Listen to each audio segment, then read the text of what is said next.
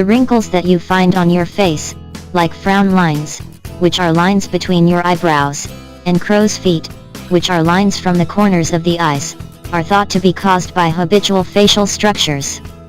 Even too much sun can cause wrinkles. If you smoke, you are more likely to develop wrinkles than a non-smoker.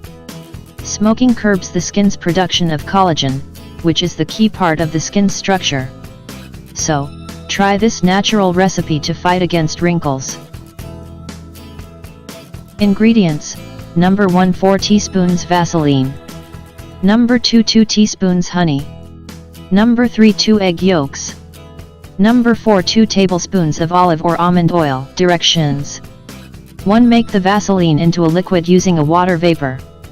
It only takes a few minutes to make the Vaseline liquefy. 2. Remove from heat and other ingredients. 3. Mix the ingredient together until a homogeneous mass has been formed.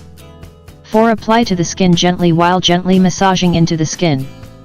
5. Leave for 30 minutes, then remove with a wet cloth.